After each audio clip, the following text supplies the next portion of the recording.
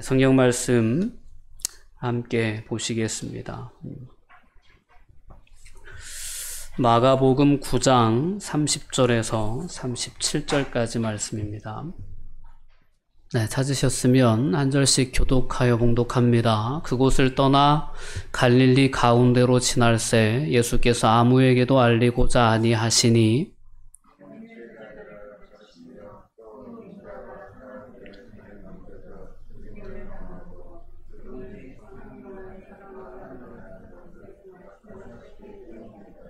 그러나 제자들은 이 말씀을 깨닫지 못하고 묻기도 두려워하더라.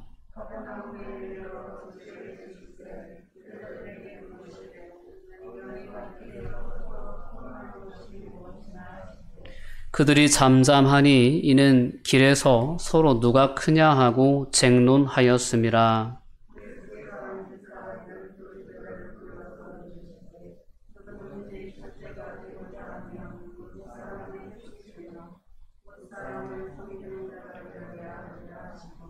어린아이 하나를 데려다가 그들 가운데 세우시고 안으시며 제자들에게 이르시되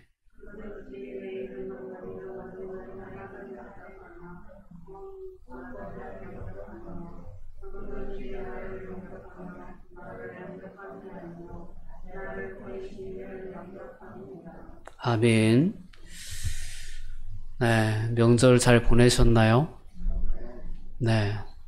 다들 피곤하신지 너무 기운이 없어 보이십니다. 자, 우리 인사 한번 같이 나누실까요? 주님의 이름으로 사랑합니다. 인사합시다. 주님의 이름으로 사랑합니다. 오늘도 말씀을 통해서 우리를 찾아오시는 하나님의 음성을 분명히 여러분들이 들으실 수 있었으면 좋겠습니다.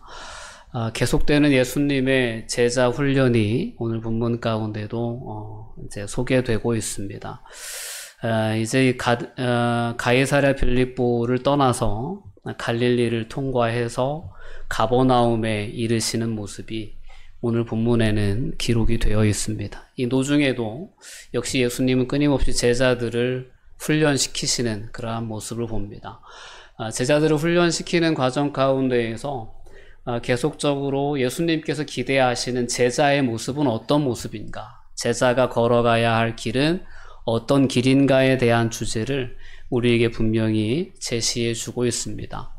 오늘 그렇기 때문에 본문의 말씀들, 예수님께서 제자들을 훈련시키시면서 주셨던 이 말씀들은 오늘 우리가 예수님을 따르는 삶을 살고자 할 때 어떤 삶의 방향을 선택해야 되는지에 대한 귀한 가르침을 품고 있습니다. 오늘 말씀도 함께 나누면서 여러분들이 그 당시에 제자들에게 주셨던 그 음성 앞에서 오늘 우리에게 주시는 질문도 느껴보시고 오늘 우리에게 주시는 그러한 교훈으로도 그렇게 받아들이셨으면 좋겠습니다.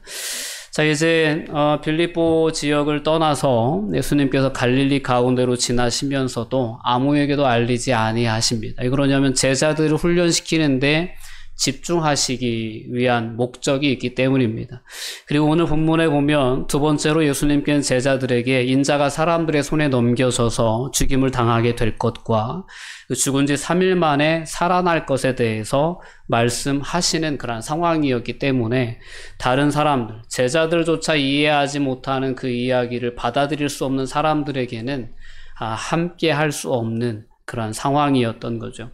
자, 이렇게 예수님은 집중적으로 제자들만을 상대하시면서 제자들에게 그리스도가 걸어가야 할 길, 십자가의 길에 대해서 말씀을 연거푸하심에도 불구하고 제자들은 그 말씀을 깨닫지 못했다라는 것입니다. 보통 같은 경우 깨닫지 못하면 제자들은 예수님께 질문을 했습니다. 도대체 무슨 뜻이냐라고 물었어요. 근데 이 십자가의 길에 대해서는 예수님이 고난받으시고 죽으실 일에 대해서는 묻는 것조차도 두려워했다라는 것이 오늘 본문이 보여주는 제자들의 당시의 모습이었습니다. 자, 그러면서 예수님과 제자들은 가버나움을 향해서 계속 길을 걷고 있습니다. 근데 그 길을 걷는 중에 제자들 가운데 논쟁이 있었던 것 같아요. 오늘 33절의 말씀을 보면 예수님께서 가버나움의 집에 들어가셔서 제자들에게 이와 같은 질문을 하십니다.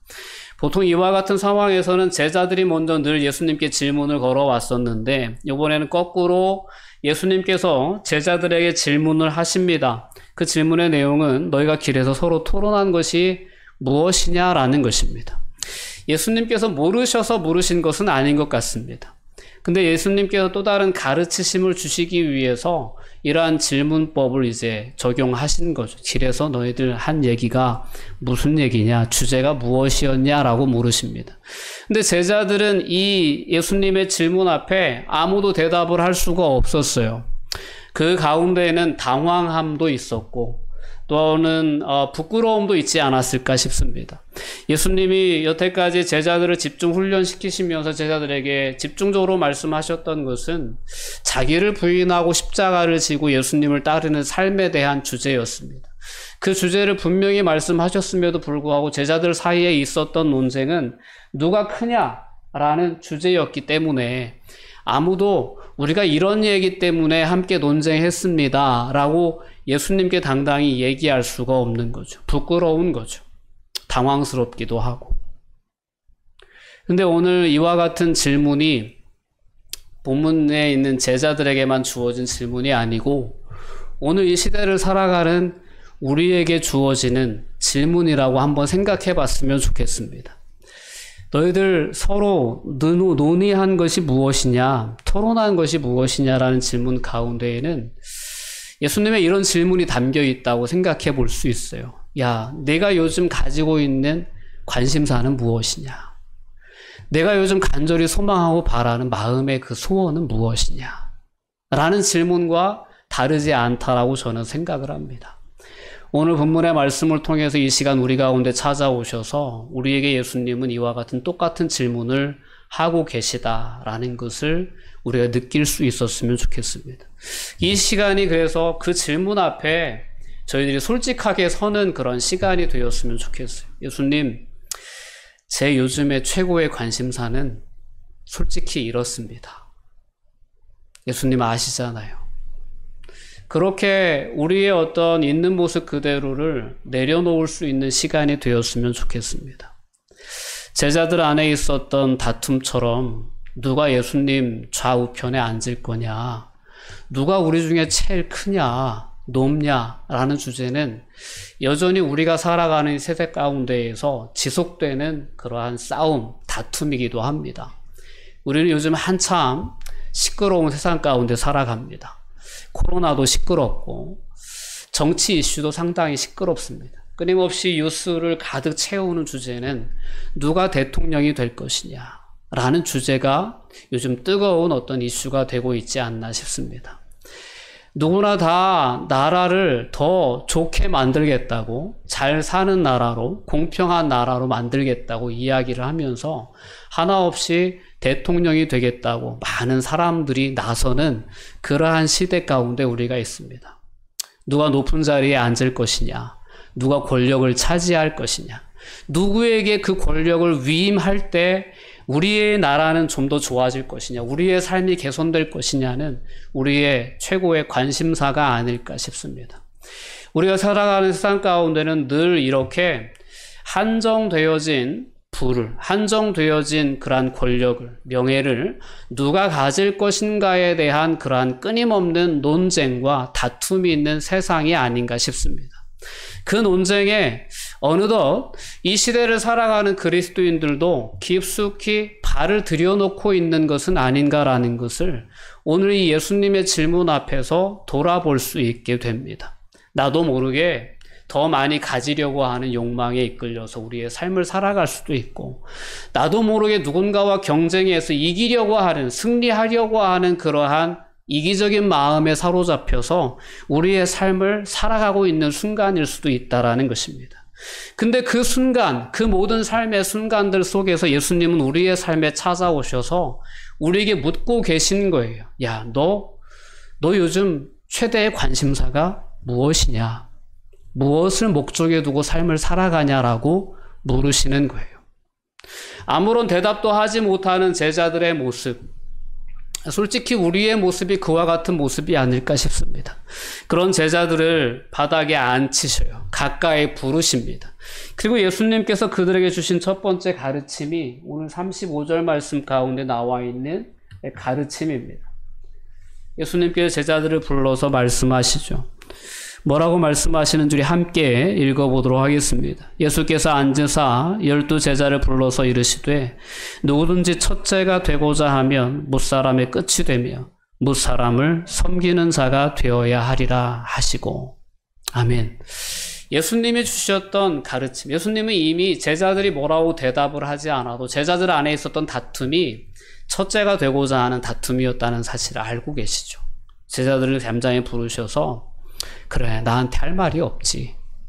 내가 너희에게 십자가의 길에 대해서 자기를 부인하고 십자가를 지고 따르는 길에 대해서 분명히 얘기했는데 너희들의 논의의 주제는 그 주제와 전혀 상반되는 것이었다는 것은 난 다 안다. 그래, 너희들 안에는 누구든지 크고자 하는, 첫째가 되고자 하는 욕망이 있다는 사실도 내가 안다. 그러나 진정으로 큰 자가 되는 것은 어떤 길인지 아냐. 진정으로 큰 자가 되는 것은 섬기는 길이다 라는 것을 분명히 오늘 말씀을 통해서 예수님은 제자들에게 가르쳐주고 계신 것입니다. 이 나라의 정치 권력을 차지하고자 하는 자들이 뭐 대통령이 되었든 국회의원이 되었든 때로는 더 적게 잡아서 시의원이 되었든 다스리는 자의 자리에 서고자 하는 자들이 품고 있는 욕망이 있습니다. 야망이 있어요.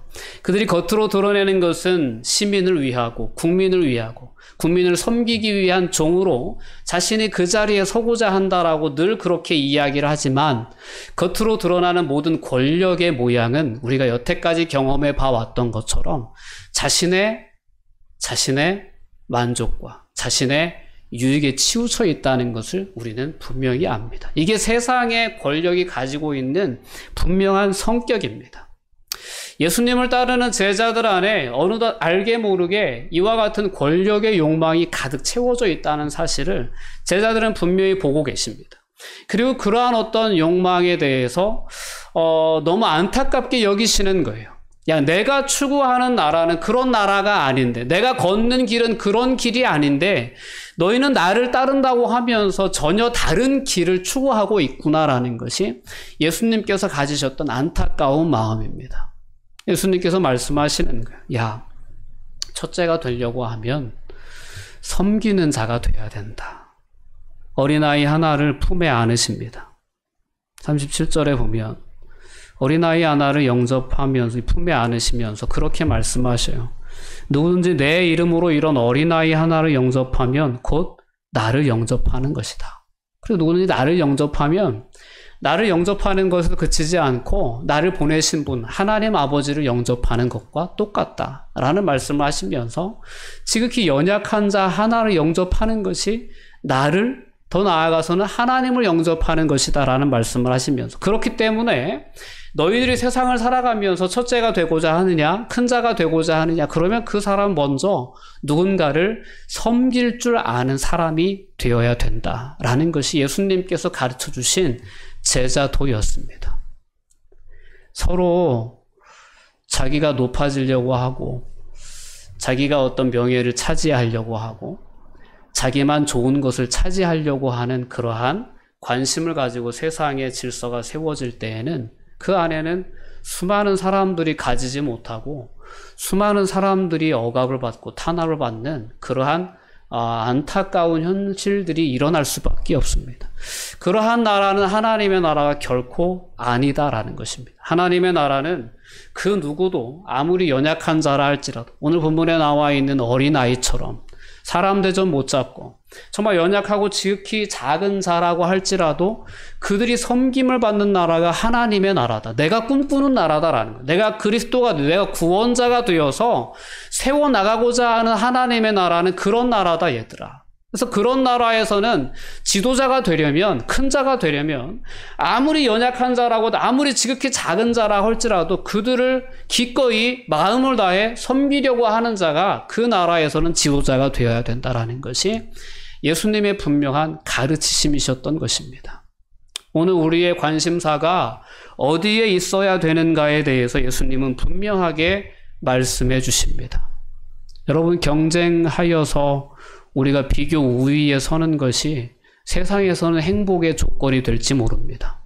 경쟁해서 내가 더 많은 기회를 얻고 내가 더 많은 명예를 누리고 권세를 누리고 때로는 더 많은 부를 누리고 부를 축적할 수 있는 기회를 내가 잡는 것이 이 세상이 말하는 큰 자가 되는 길이고 성공하는 길이라고 우리는 익히 알고 있습니다.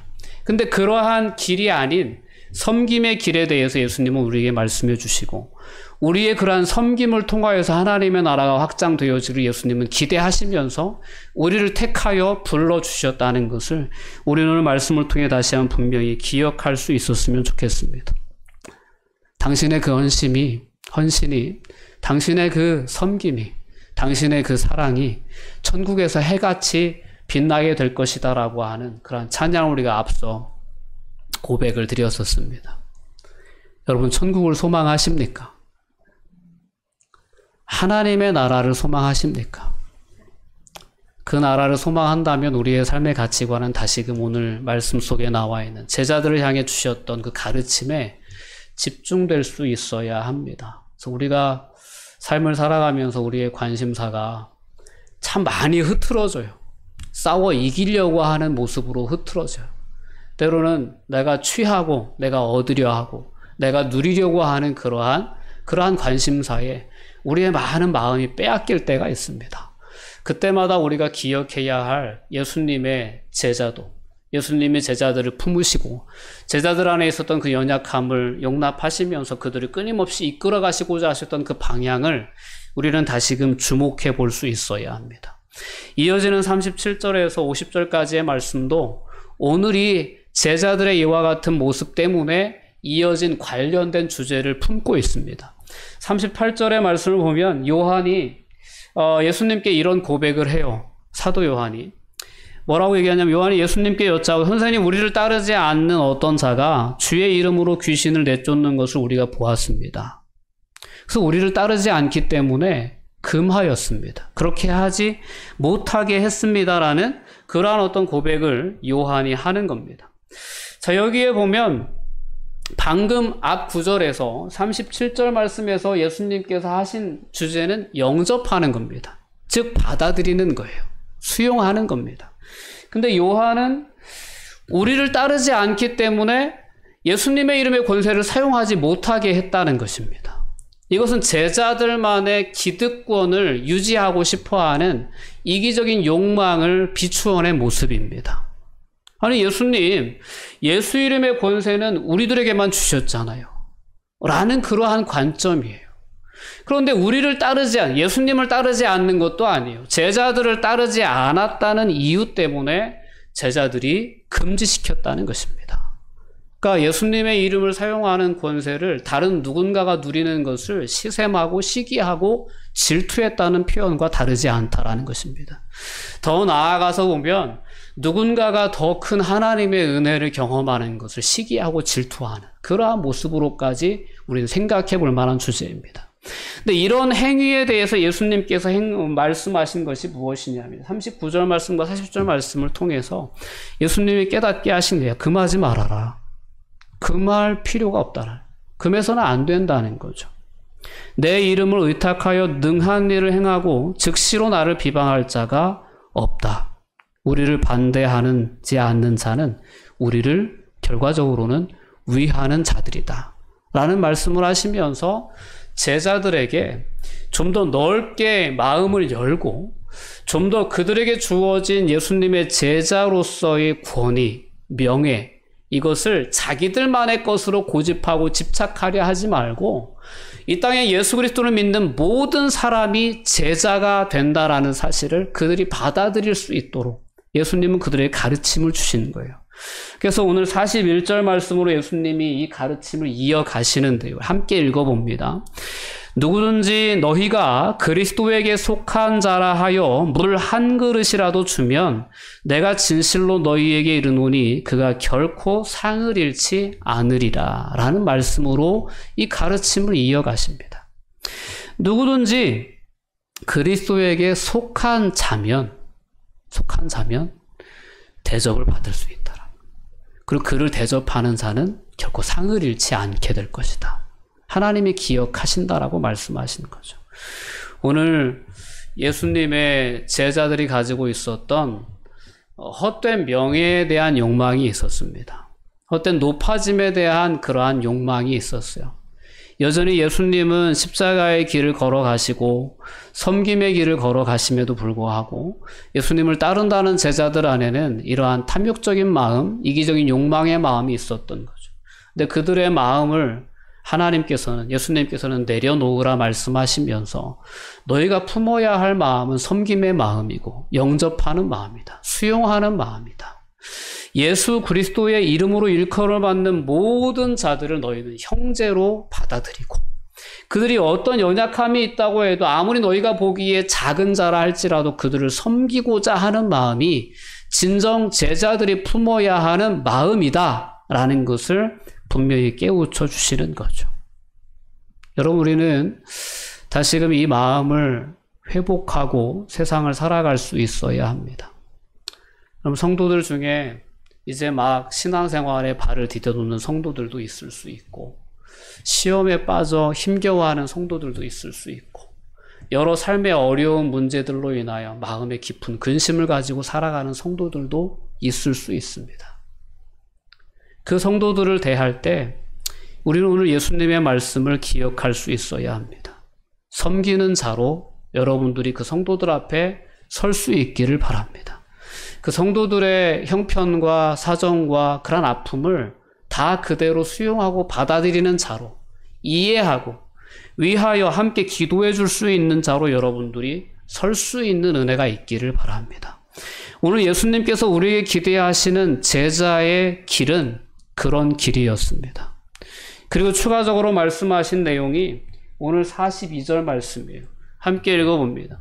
또 누구든지 나를 믿는 이 작은 자들 중 하나라도 실족하게 하면 차라리 연자맷돌이 그 목에 매여 바다에 던져지는 것이 나으리라 라는 것입니다. 실족하게 하면이라는 부분은 죄를 짓게 하면이라고 바꿔 읽을 수도 있습니다. 여러분, 우리가 누군가에게, 즉 나를 믿는 자, 예수를 믿는 자 중 작은 자, 연약해 보이는 자, 믿음이 부족한 자, 시험에 든 자라고 볼 수도 있겠죠. 그들 중 누구 하나라도 죄를 짓게 한다면, 실족하게 한다면 그는 죽는 것보다, 사는 것보다 죽는 것이 낫다라는 아주 극단적인 말씀을 하신 거죠. 연자맷돌을 목에 걸고 목에 매여서 바다에 던져지는 편이 더 낫다라는 표현을 쓰시면서 제자라는 사람이 예수님의 제자라고 하면서 누군가에게 죄를 짓게 하고 누군가가 마음에 상처를 입게 한다는 것은 그것은 제자의 도리가 아니다라는 것을 분명히 말씀해 주십니다. 자, 이렇게 오늘 말씀을 통해서 예수님은 예루살렘을 향하여 가시는 그 길목에서 예수님이 감당하시는 그 십자가의 길을 향하여 가시는 길목에서 여전히 그 십자가에 대해서 이해하지 못하고 그 이해하지 못하는 부분에 대해서 질문조차 하기를 꺼려하는 제자들에게 예수님은 다시금 섬김의 길에 대해서 제자들이 진정으로 추구해야 할 영접하는 삶에 대해서 그리고 누군가를 정죄하고 비난하는 그러한 모습이 아니라 자신을 먼저 살피는 삶의 자세에 대해서 교훈하셨던 것입니다. 43절에서 47절까지에 이어지는 극단적인 예수님의 가르치심 가운데에는 죄에 대한 돌아봄의 교훈이 있습니다. 43절 말씀을 우리가 읽어보겠습니다. 만일 내 손이 너를 범죄하게 하거든 찍어버리라. 장애인으로 영생에 들어가는 것이 두 손을 가지고 지옥 끝 곧 꺼지지 않는 불에 들어가는 것보다 나으니라. 자, 비슷합니다. 그 이어지는 45절은 내 발이 너를 범죄하거든. 47절은 내 눈이 벌을 범죄하거든. 찍어버리고 빼어버리라라는 극단적인 말씀을 주시면서 제자들에게 주신 분명한 교훈이 있는 거예요. 야, 너희는 다른 누군가의 연약함을 판단하고 때로는 정죄하고 다른 누군가의 삶을 바라보면서 평가하고 판단하는 그러한 삶을 사는 것이 제자의 길이 아니고 그것이 큰 자가 걸어가는 길이 결코 아니고 심판하는 자의 자리에 서는 것이 결코 이 땅에서의 성공한 삶이 살아가는 사람들의 자리가 결코 아니고 정말 이 땅에서 너희들이 큰 자가 되기를 원하고 지도자가 되기를 원하면 그는 섬기는 자가 되어야 되고 누군가의 연약함을 그대로 받아들일 수 있는 자가 되어야 되고 더 나아가서는 누군가를 끊임없이 정죄하고 판단하는 자가 아니라 자기 자신을 돌아보는 자가 되어야 된다 라는 것이 예수님의 마지막 교훈이었던 거예요. 그래서 내 눈이, 내 손이, 내 발이 범죄하는지 안 하는지를 너는 먼저 주목해 봐야 한다. 그리고 그것을 끊어내려는 그러한 각오와 결단으로 너는 먼저 너의 안에 틈타는 죄와 싸울 수 있어야 된다. 내가 너희에게 누누이 이야기하는 그 섬김의 길, 자기를 부인하고 자기 십자가를 지고 따르는 길에 대해 얘기했음에도 불구하고 이 세상적인 가치에 기대어서 큰 자가 되기를 원하냐? 너희가 먼저 싸워야 할 것은 너희 안에 있는 그러한 이기적인 욕망이다 라는 것을 예수님은 분명하게 깨우쳐 주신 거예요. 내가 내 뜻을 관철시키고자 하는, 내 의지대로 누군가를 움직이려고 하고는 그러한 어떤 너의 이기적인 마음부터 다스리는 것이 제자의 첫 번째 발걸음이 되어야 된다 라는 것이 오늘 말씀을 통해 분명히 주시는 교훈입니다. 여러분, 우리는 오늘 이 말씀 앞에서 다시금 우리의 신앙을 점검해 볼 수 있어야 합니다. 여전히 우리 안에는 이런 모습이 있기 때문이에요. 약한 자, 지극히 작은 자, 가볍게 여기고 너무나 쉽게 대할 때가 많습니다. 높은 자 앞에 서면, 큰 자 앞에 서면 상당히 상대적으로 약해지면서 약한 자 앞에서는 담대해지는 모습이 우리들의 그런 솔직한 모습입니다. 끊임없이 다른 사람들에게는 냉정하게 굴어요. 민감하게 굴어요. 너 그거 잘못된 거지. 그렇게 얘기하면 안 되지. 그렇게 반응하면 안 되지 얘기하면서 타인의 행동과 언행에 대해서는 끊임없이 우리는 비난하고 정죄하지만 나 자신의 삶의 모습에 대해서는 너무 관대한 것이 우리의 이기적인 모습입니다. 근데 오늘 예수님이 제자들에게 주시는 가르침은 오늘 우리에게 분명히 주시는 거예요. 야, 제자냐? 네가 나의 제자냐? 내가 나를 따라오려고 하는 거냐? 그러면 그렇게 살면 안 된다라는 거예요. 먼저 너 자신의 손을 볼 수 있어야 되고 내 자신의 발을 볼 수 있어야 되고 내 자신의 눈을 볼 수 있어야 된다. 그것이 너를 범죄하게 한다면 그것을 뽑아내려고 하는 그런 결단과 각오를 가지고 너의 안에 틈타는 죄와 싸우는 그러한 자세가 제자가 걸어가야 할 가장 우선적인 자세다라는 이 메시지를 우린 분명히 다시금 받을 수 있어야 합니다. 예수님은 지금 십자가의 길을 걸어가고 계신 거죠. 자신이 걸어가는 길에 대해서 예수님은 49절 말씀에 이렇게 말씀하십니다. 사람마다 불로써 소금 치듯함을 받으리라. 불과 소금이라는 주제는 희생 제사와 관련된 주제입니다. 희생 제사는 다 불로 살라 드리죠. 레위기 2장 13절의 말씀을 보면 소제에 대한 말씀을 주시는 장면이 나오는데요. 그 소제의 제물을 드릴 때 내 모든 소제물에 소금을 치라. 내 하나님의 언약의 소금을 내 소제에 빼지 못할지니 내 모든 예물에 소금을 드릴지니라 라고 말씀합니다. 소금과 불이라고 하는 것은 정결하게 하는 의미가 있습니다. 불로 태우면 모든 부정한 것이 깨끗해지죠. 그래서 불로 막 이제 제철 작업하는 것 보면 불로 모든 것을 다 끓여서 불순물을 다 제거하고 순수한 철만을 끄집어내는, 또한 여러 어떤 금속들도 다 이 뜨거운 불이라고 하는 그러한 과정을 거쳐서 정결해지고 어떤 순수함에 이르는 그러한 것이 불이라는 주제입니다. 소금이라는 것도 마찬가지입니다. 소금이라는 것은 부패를 방지하죠. 부패를 방지하는 의미에 있어서 또한 맛을 냅니다. 조화를 이루게 합니다. 소금이 녹아져 들어가면 다 맛이 하나가 되는 그런 어떤 놀라운 어떤 효과가 소금에 있죠. 오늘 49절에 나와 있는 사람마다 불로써 소금 치듯함을 받으리라라는 그 말씀은 예수님께서 지금 걸어가시는 십자가의 길에 대한 도전입니다. 내가 지금 걸어가는 것은 십자가에서 너희를 위한 화목제물로 내가 십자가에서 죽임을 당하는 거다.